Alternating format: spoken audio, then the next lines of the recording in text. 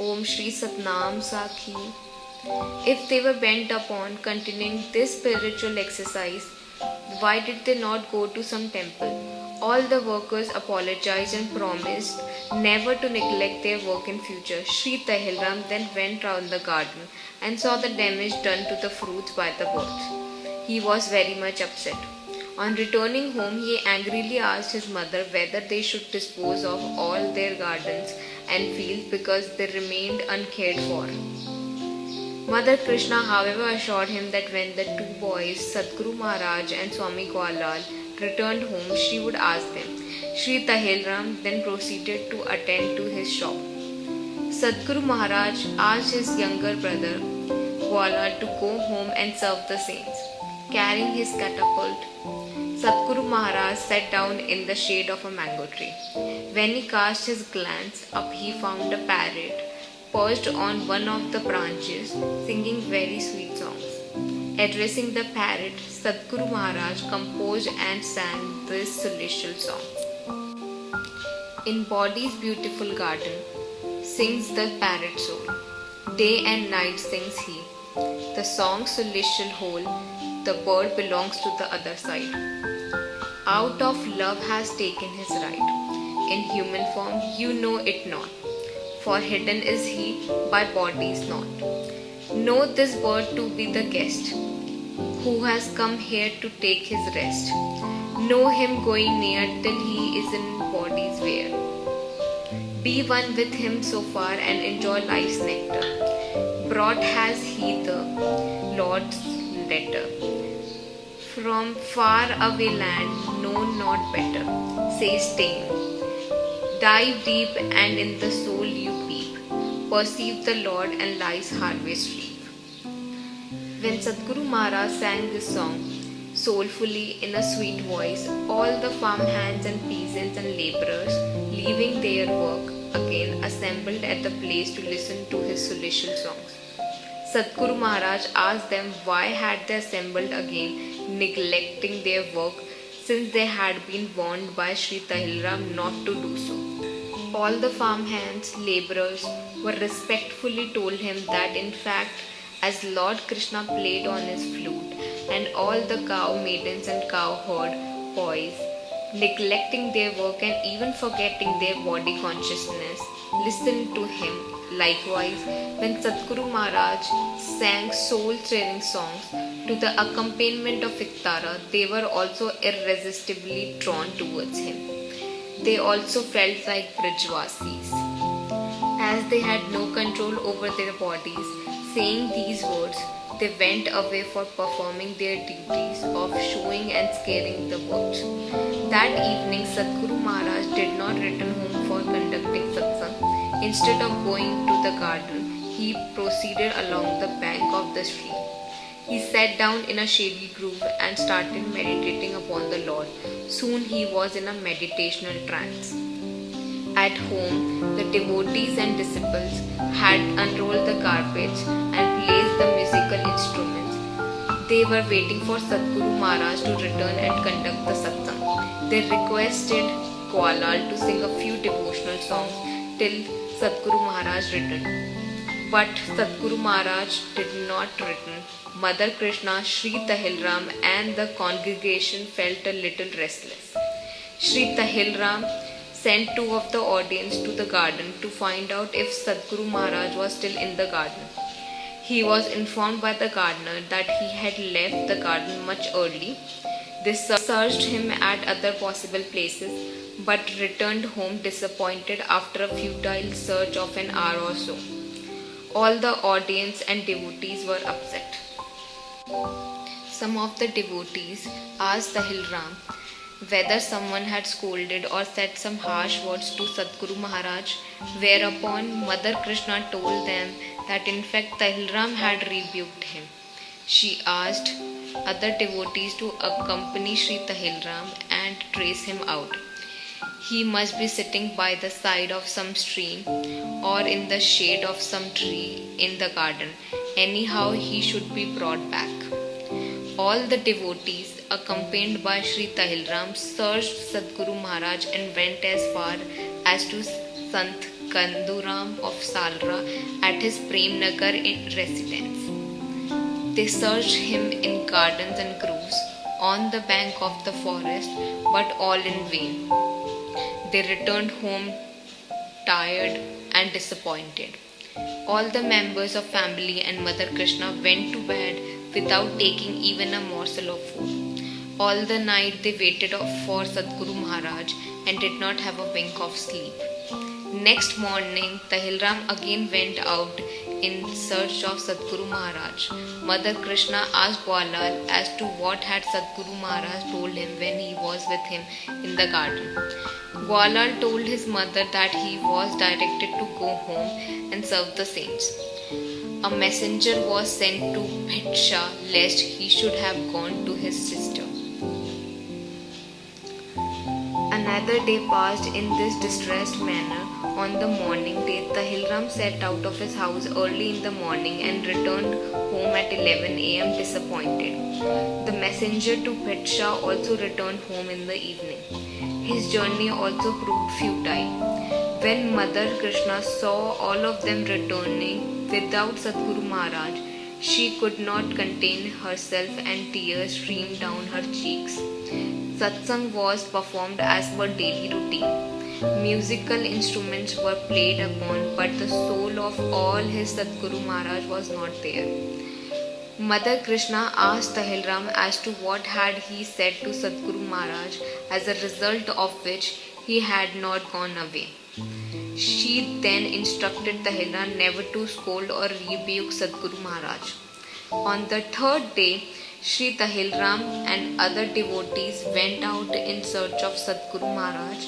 While searching him along the bank of the stream, they met a shepherd who told them that a saint was sitting in the meditation in the Mukam in the shade of a tree. All of them went to the place directed by the shepherd. They found Sadguru Maharaj completely absorbed in meditation. When Tahilram called him aloud, he came out and touched the feet of his elder brother. Tahilram narrated to him all that had happened due to his sudden absence and that by his sudden disappearance he had caused great pain and anguish to the mother, who had remained without food for the last 3 days. He brought Sadguru Maharaj home. Mother Krishna very affectionately made him sit by her side and said, "Says Mother Krishna, listen my lad, the world gets joy, you sorrows had.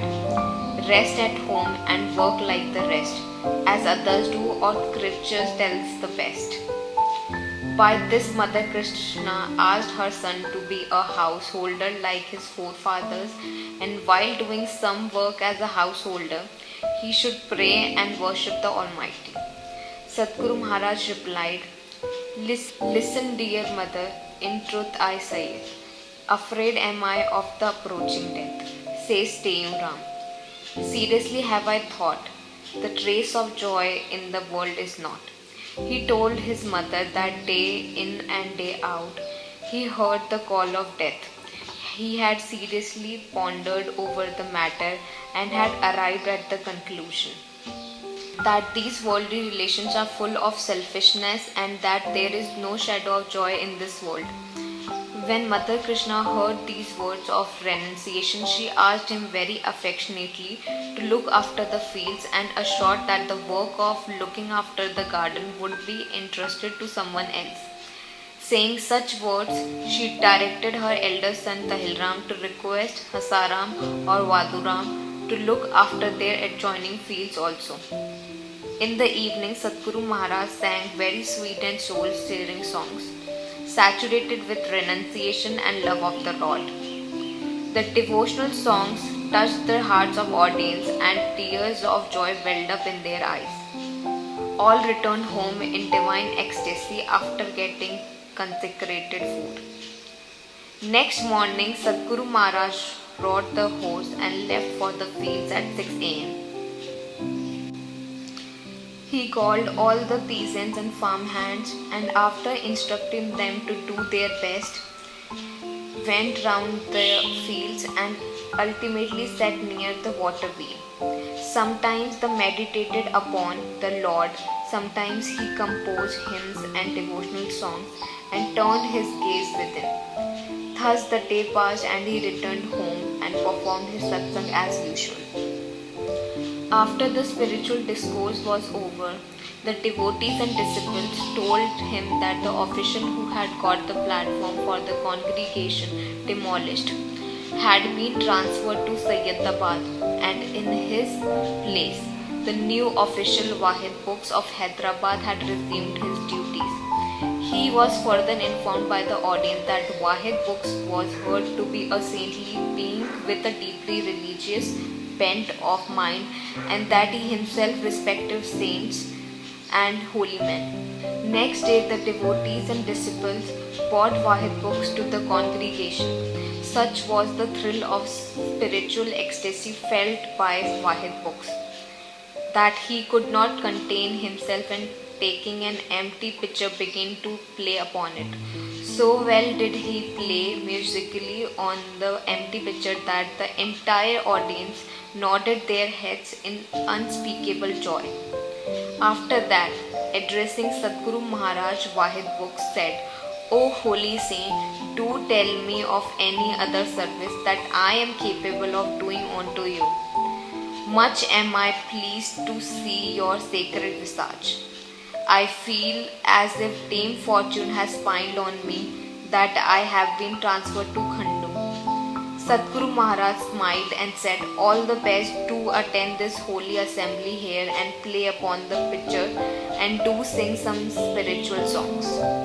Next day also Wahid Books attended the holy assembly and entertained the audience by playing on the empty pitcher rhythmically. He himself dealt with the matter and said that since the holy man had difficulty in sitting on the platform, he would get the tiles reconstructed under his personal supervision. He asked Sadguru Maharaj to mark the premises with his staff. He said that he would get the platform extended by 5 square feet and would not face any objections or difficulties. He further informed Sadguru Maharaj that his brother was deputy collector in the district town. So much overwhelmed by joy was he that he was prepared to meet all the expenses incurred on it. Sadguru Maharaj asked him to get the platform for the holy assembly extended by 5 feet but leave the passage towards Bazar unobstructed. Within a couple of days, the venue of the holy assembly was ready. The floor was laid with puka bricks. Sadguru Maharaj blessed Wahid Books for his service and saintliness. Next evening, the entire new constructed place was jam-packed. The audience had to stand on the road.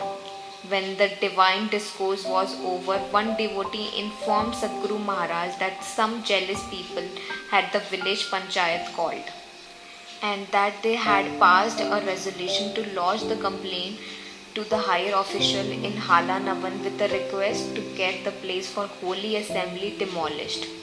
Wahid Books, however, assured them not to worry on that account. On the next day, Wahid Books went to Hala Navan and explained everything to his superior officer, who also happened to be his uncle.